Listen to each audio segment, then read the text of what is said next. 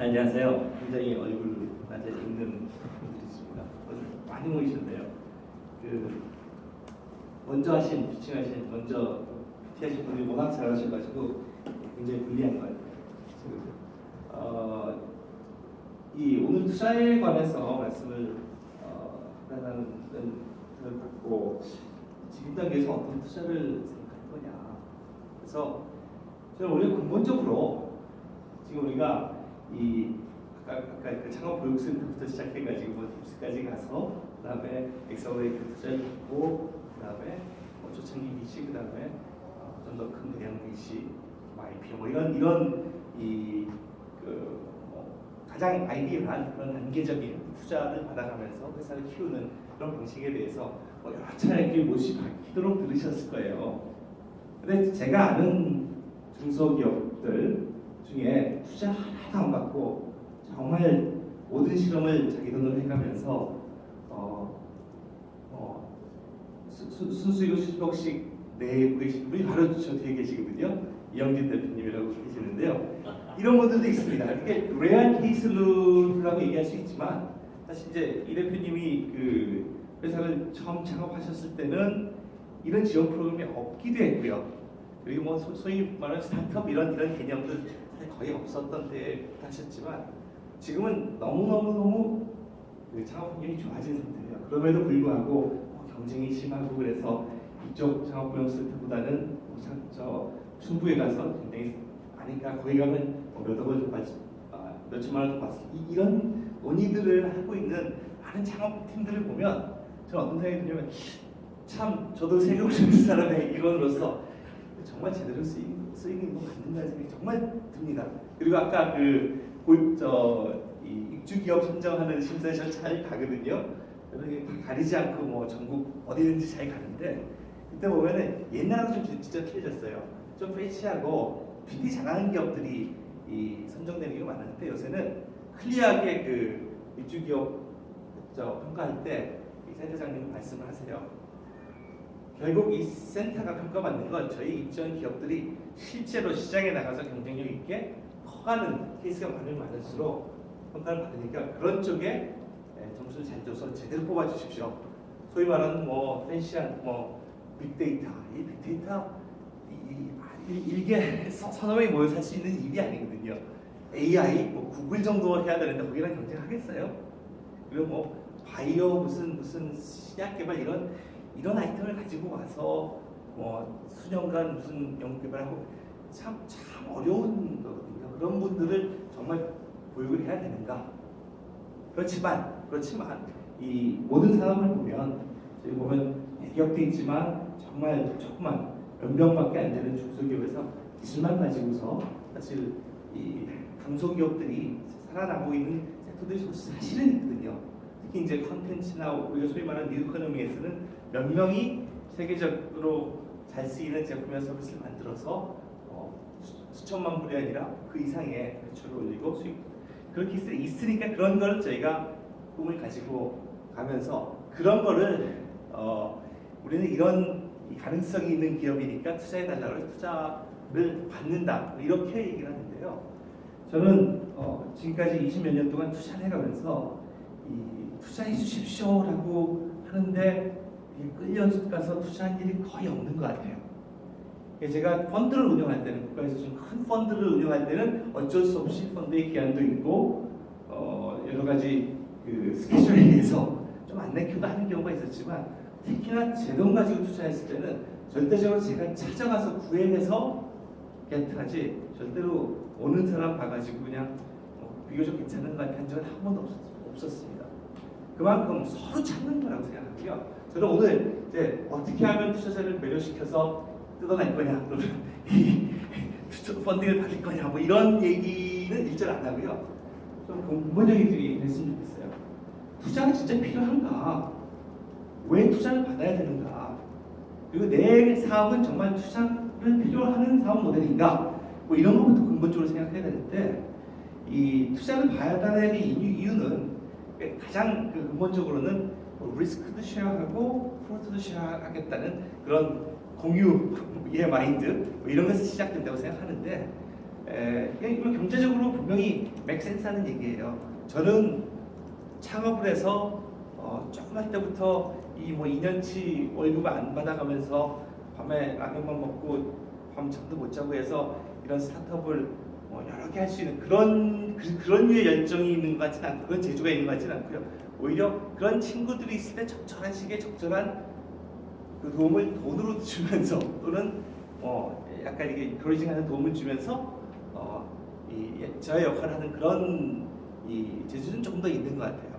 그러니까 이런 스타트업에 투자라는 관점에서 볼 때 대부분들 보면은 이제 우리 투자를 받아야 된다고 생각하는데 저는 아마도 뭐 좀 알려지기도 그랬을 겁니다. 저는 그 투자 관련된 이런 프레젠테이션한테 가서 투자 받지 마세요라고 얘기하는 사람이고요. 그다음에 창업에서 잘 나가고 넥스트가 잘 안 됐을 때 고민하지 말고 휴업하세요라고 얘기하는 사람이에요.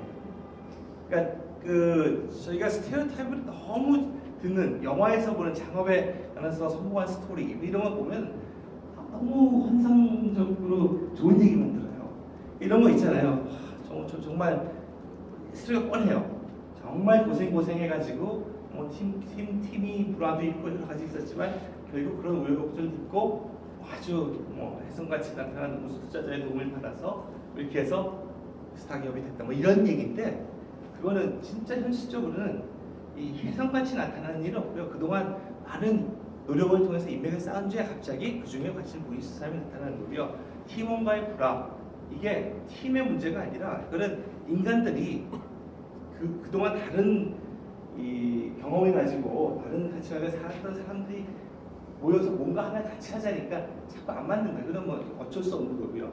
그다음에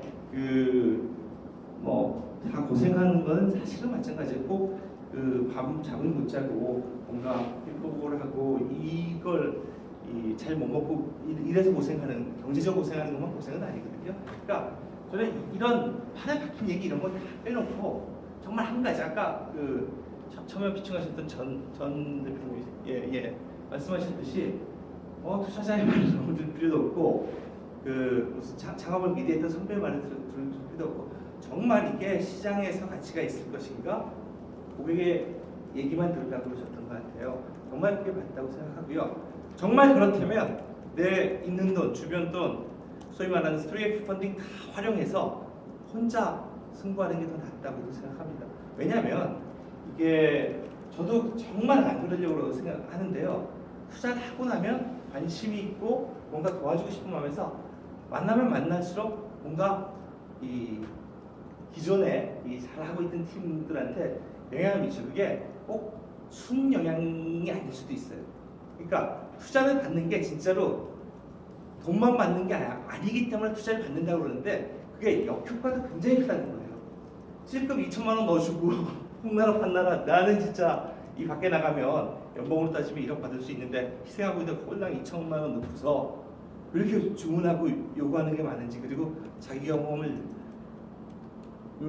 비추어서 뭐 그렇게 할 얘기가 많은지 저는 그렇게 선의로 도움을 주시려고 그러는 분들이 있는데 그게 받는 입장에서는 디스트랙션이 되는 경우도 너무너무 많이 받거든요. 그래서 근본적으로는 내가 뭘 하려고 그러는지 정말 아는 데까지도 1년, 2년, 3년 걸려요. 소위 여러분들도 내부에서 피보팅들 고민하고 하신 분도 있고 지금 고민하는 중이신 분들이 그런 줄 알고 있습니다.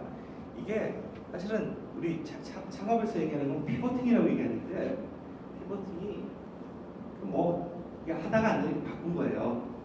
기존 관념에서 보면 끈기없고 좀 더 먼저 신중하게 생각하지 그거 안 될 줄 몰랐어 이렇게 얘기할 수 있는 건데 굉장히 피보팅은 플렉서블하게 잘하는 거라고 또 인식이 있는 것 같아요. 말이 좀 피보팅 저도 그게 그런 말로 쓰일지 그렇잖아요. 근데 저는 그게 나쁘다는 건 아닌데요. 그리고 골똘히 생각해서 꼭 하나를 밀고 나가야지만 10번 순번해서 30번째 성공이 오는 이런 건가 따져보면 그런 것도 있고 아닌 것도 있어요. 예를 들어서 이번에 배틀그라운드 굉장히 잘 되잖아요. 그 전에 비슷한 유의 게임들 시도가 있었어요. 근데 그게 지금 그 시장상 굉장히 잘 맞아떨어져서 팝업했다고도 볼 수 있거든요. 그러니까 그거를 5번, 6번 똑같은 걸 해서 됐다. 예스. 아니면 갑자기 그 아이디어가 그 좋은 시기에 나와서 됐다. 어쨌든 간에 저는 많은 것이 쌓여서 간다고 생각하는 거예요. 그러니까 실패를 거듭했다는 좋은데 그 실패가 단순히 A라는 이 아이템이 계속 거듭해서 더 발전돼서 성공적인 아이템으로 가는 게 아닐 수 있고요. 그리고 아닌 경우도 많고, 그리고 또 하나는 그 실패 가는 동안 뭔가 이 창업을 해서 성공할 수 있는 여러 그 요인들이 퀄리파이드 되게 발전해 왔다고 볼 수 있을 것 같아요. 그러니까 그 이제 손 본부장님도 말씀하셨듯이 지금 이 공익 창조교육 했을 때 이런 글로벌 그 벤처를 키우는 일을 하신다고 봤을 때는 그런 여러 경험들, 그리고 실제로 창업해서 했던 그런, 비록 개인적으로는 경제적으로 그렇게 평가가 크지 않았어도 그게 다 모여서 된 거거든요. 그래서 저는 그 창업에 대한 이 어떤 주제를 얘기할 때도 보면 다 컴플렉트 투성이에요. 다 말이 안 되는 것 짓거리들을 지금 하고 있어요. 그냥 단순하게 생각해 보세요. 저는 투자를 하면서 이 돈이 20배, 30배가 됐으면 정말 좋겠어 라고 생각을 진짜 투자해요. 여기는 뭐 지난번 다르게 이렇게 되겠지라고 투자합니다. 자, 근데 그 제 돈을 받아서 이 회사를 키우는 젊은이들 보면 저보다 그렇게 더 공부를 잘한 것 같지 않고, 소위 말해서 성적이라고 봅시다.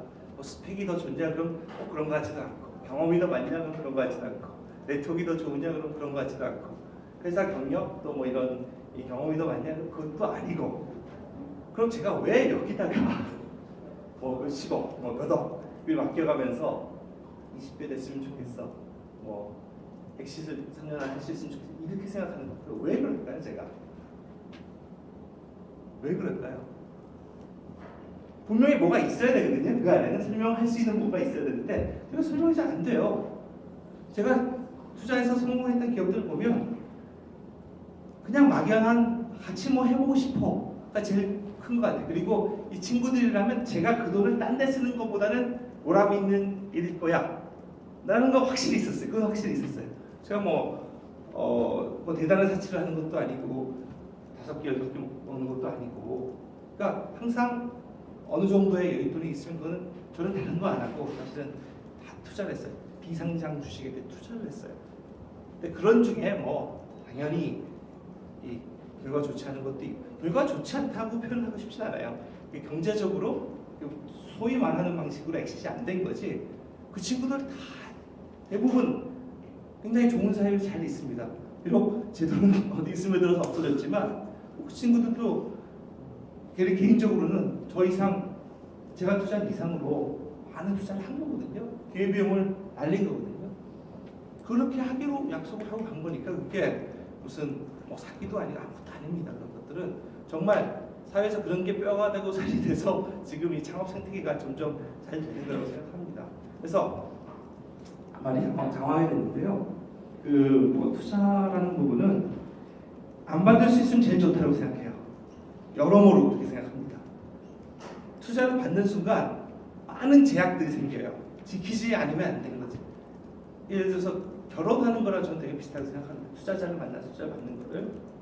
결혼하기 전에 독신을 살 때는 뭐 자유분방하게 자기가 나름대로 지키고 자기 관리를 하면서 살면 되지만, 배우자가 생기고 나면 또 하나의 가족하고 관계가 생기는 거잖아요. 그런 면에서 하지 않을 거, 지켜야 되지 않으면 안 되는 것들이 생겨요. 그리고 이제 뭐 애가 생기고 하고 뭐 이런 것들이 점차 가족이 불어나고 이런 것들이 이제 투자에서도 또 라운드가 거듭되고 할수록 관계하는 사람들이 좀 커지는 거예요. 그럼 내가 책임도 굉장히 커지는, 책임지지 말아야가 아니라 그런 제약 조건 이런 것들을 보통은 달궈가지 않는 사람들이 창업가들이에요. 그럼에도 불구하고 투자자를 만나서 뭔가 이루겠다라는 건 내가 그런 불편함을 감수하고 뭔가 더 큰 거를 이룰 수 있을 때 투자를 받으면 맞아요. 자, 그런 상태냐? 내가 그런 걸 억셉트하고 기꺼이 이런 불평보다 훨씬 큰 뭔가를 받을 수 있는 그런 사정이 됐냐? 그러면 투자를 받으면 맞아요. 근데 그렇지 않은 경우면 그런 투자 안 받는 게 맞다고 생각해요. 투자를 받지 않은 상태에서는 내가 내 돈 써가면서 한두 달 늘릴 수 있죠. 개발 기간 2달 더 늦는다고 큰일 나는 것도 아니고 어차피 내 건 아니는데 대신 그 기간 동안 내가 하고 싶은 건 해볼 수 있을 거 아니에요. 근데 투자 받으면 그거 못해요. 어떤 기간 동안 어떤 말씀을 내야지 넥스트가 또 나오니까 그런 규제 하에 나를 놓겠느냐, 내 목적으로 일을 하겠느냐, 그 의사결정이 투자를 받느냐 안 받느냐 의사결정이에요.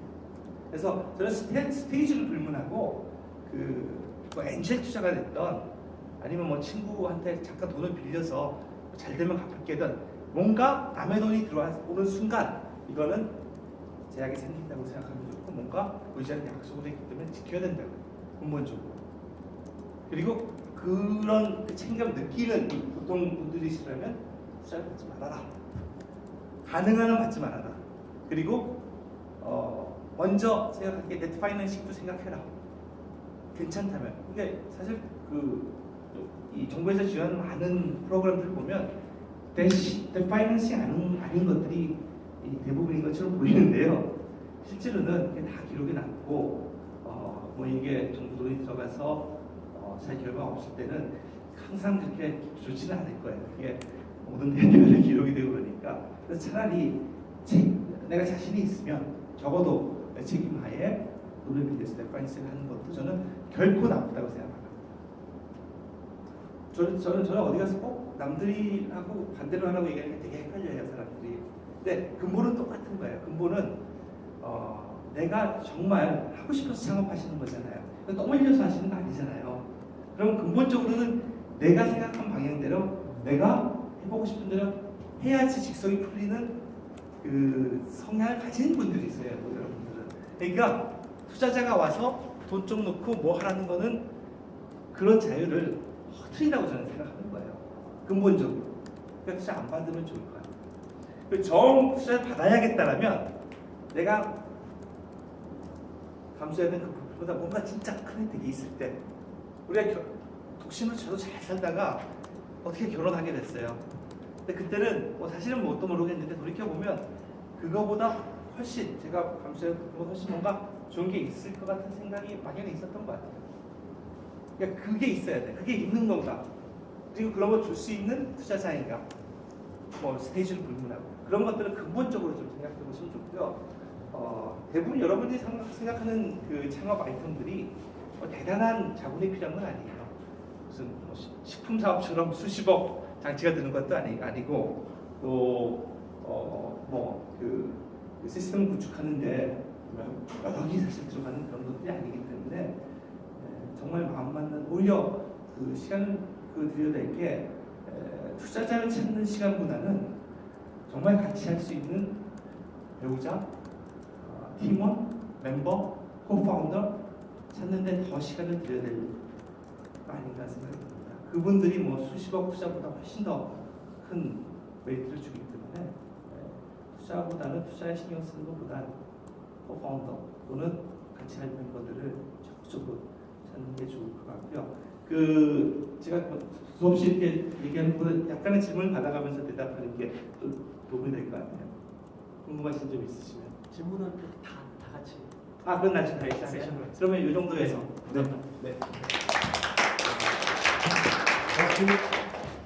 들어가시지 마시고.